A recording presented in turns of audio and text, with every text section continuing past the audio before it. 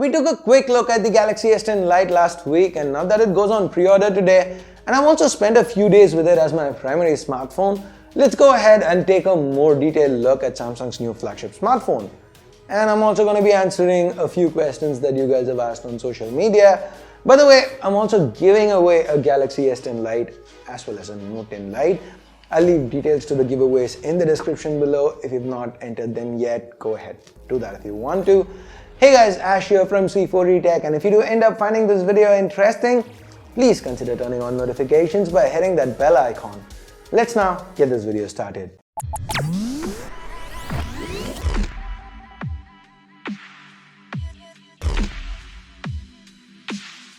So for the build, as I mentioned in the last video, Samsung's gone with GlassTec, a combination of glass and plastic that's supposed to be more resistant to scratches than plastic.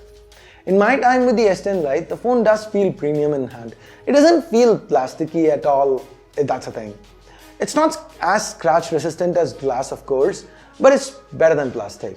The S10 Lite feels great in hand. The button placements are optimal. Power and volume keys to the right, the secondary mic up top, SIM tray to the left. This is of the hybrid kind, so memory expansion is an option indeed. And to the bottom we have a USB Type-C port, the primary mic, and the speaker. This USB Type-C port supports up to 45-watt charging. There's a 4500 mAh battery here, and in the box there's a 25-watt charger included. As for the display, it's pretty standard Samsung. We have a Super AMOLED panel here, the resolution is Full HD+. No fancy refresh rates, but it looks amazing. This is a top-notch panel with punchy colors, infinite contrast, has its AMOLED, and it's got super thin bezels. Samsung's got 2.5D glass covering the display, so it smoothens to the sides, and there is a premium feel overall. From an audio perspective, we only get a single speaker now, but this is a reasonably loud speaker. It's also quite clear. To the top of this display, like I said, it's a top-notch panel. Okay, sad puns apart, this is a punch hole. This is what makes it an Infinity O panel. Inside this punch hole is a 32-megapixel selfie camera along with a f2 lens. The selfies that came out quite nicely compared to the 10-megapixel selfies on the S10 series. This is not a drastic improvement, but the selfies are still nicely detailed. It's a little better, but they do come out a tad warmer. As for details, when we punch in, the S10 Lite does seem to produce sharper images. Not a drastic improvement, but it's still a little better. Talking about S10 comparisons, the S10 Lite sports a Snapdragon 855 chip under the hood, while the others in the S10 series, they came with an Exynos 9820 in India and the same Snapdragon 855 in certain other markets like the United States and China. So for all intents and purposes, the performance here is more or less similar to what we've seen with the S10 or the S10 Plus. In fact, in some areas like gaming, expect the S10 Lite to in fact do better, since it's not pushing quite as many pixels as the S10 or S10 Plus. Now the flagship Snapdragon 855 is coupled with 8 gigs of RAM and 128 gigs of onboard storage. Another reason why the S10 Lite feels snappier now is due to the software. The S10 Lite comes with Samsung's new One UI 2.0 that's built on top of Android 10. It's an incremental upgrade now in terms of visuals. Not much has really changed, but we do have a few usability improvements. Like app permissions, they do pop up from the bottom instead of the middle for easier reachability. We can assign actions such as Do Not Disturb and Torchlight as a lock screen shortcut. And the notification panel is divided into normal and silent notifications. The latter are mostly for persistent notifications like weather alerts from the Google app. They appear grouped at the bottom, while all the more important notifications are pushed to the top. And oh, the camera interface, it's much cleaner. Samsung has reduced some of the extra clutter, making for a much simpler shooting experience. Talking about cameras, first we have a 48-megapixel primary that's paired with an optically stabilized lens with an f2 aperture. The big question on everyone's mind here is, how does this camera compare with what's already on the S10 series? And the answer? Quite well indeed. Here, when you see these pictures side by side, you can see that the S10 Lite does almost as well as the S10 Plus's primary. Even with the 12-megapixel ultra-wide and its 123-degree f2.25 lens, it's almost up there with the S10 Plus. The S10 Plus edges ahead on detail, yes, but for most use case scenarios, the S10 Lite should be quite as good. Now the S10 Lite also includes a 5 megapixel macro to get close-up zoomed in shots like this. Now this is something new to the S10 series, and the usefulness of it, it's something I'll leave for you guys to decide. Samsung has also introduced a Super Steady OIS option here with the S10 Lite. This is basically new technology. Now what it is hardware-based Super Steady. So how does it work? With the Super Steady of the past, that was software-based. The video would be shot via, say, the wide-angle camera, and then we'd get a crop in to negate movements and shakes and make the footage stable. This meant the quality took a hit, and this could only be done at 1080p. Now Super Steady OIS, this is basically two parts of stabilization.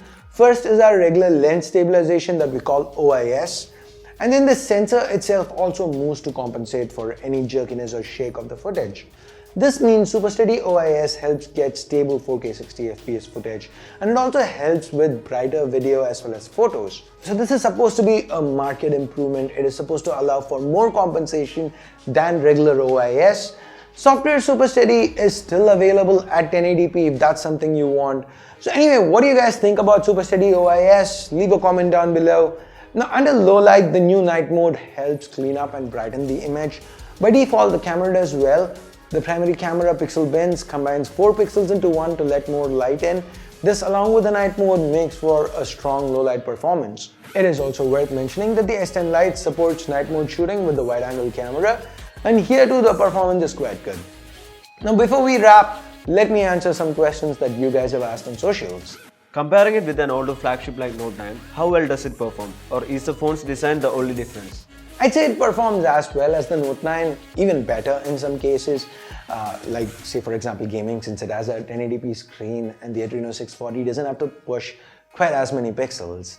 Also One UI 2.0 here helps, so performance isn't something you'd have to worry about. How does it stack up with the competition on its price range? Very well, I'd say. The price is $39,999. The 8128, that's the variant you're getting for $39,999, and initially at least there's a 3,000 rupee discount on ICICI cards. So the pricing looks super competitive. We've never really seen Samsung launch flagship specs at this price point. It just goes on to see how competitive everything has gotten these days. As consumers, I'd say it's absolutely great for us. Need details on phone call quality, Bluetooth range, Wi-Fi gigahertz details and NFC. Call quality is flawless, no issues at all. Bluetooth 5.0, no range issues. I've been using my Bose headsets and Buds Air with it. No drops, no connectivity issues. It supports both 2.4 and 5 GHz bands, and NFC is also present and accounted for.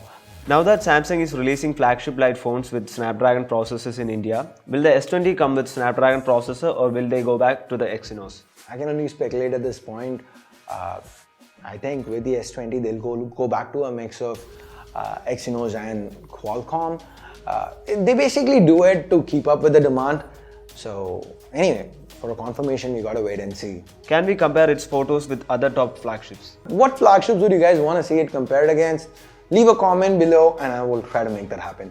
Is 4K 60fps recording available? Yes, 4K 60 is available as we saw, and Super Steady OIS kicks in at 4K 60, so that's pretty good. Does it make sense to buy 4G mobile by paying 30k as 5G may come by 2021? Guys, it's too early to talk 5G. 5G is a non-issue at this point. If 5G is being provided, then it's great.